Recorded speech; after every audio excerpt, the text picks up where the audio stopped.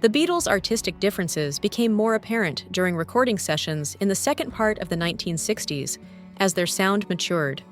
Revolver, released in 1966, marked a departure from the Beatles' early rock and roll sound, and the band's experimental streak continued with 1967's psychedelic Sgt. Pepper's Lonely Hearts Club Band, which revolutionized mainstream music.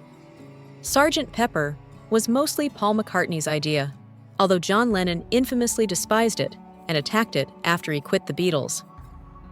In 1968, during recording sessions for the White Album, the band's internal strife became more apparent.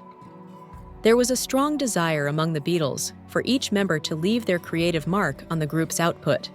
According to Paul, there was a lot of friction during that album while discussing that time of recording.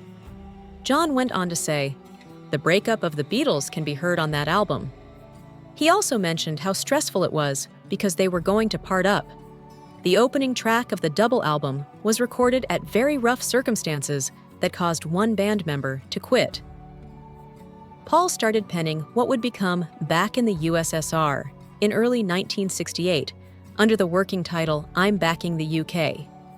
The song was initially written for a national patriotic campaign, but after hearing Chuck Berry's 1959 smash Back in the USA, Paul reimagined the song as a Soviet spy returning home after an American assignment.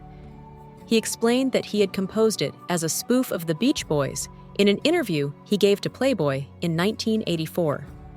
Back in the USSR and the White Album were significantly affected by the band's discord and negative attitude throughout the recordings of the former. Ringo Starr allegedly left the studio on August 22, 1968, after becoming sick of the camp atmosphere and criticism of his drumming. As a result, the band used a composite drum track to record the song without him. After that, in September, when the song Hey Jude was released, Ringo got back with the band just in time to make a promotional video. Regarding his brief departure from the Beatles, Ringo expressed his appreciation for the band's dynamic when creating the White Album. "Playing in a band is really fun for me. I departed from the group for a little that summer, so it must have had its share of problems.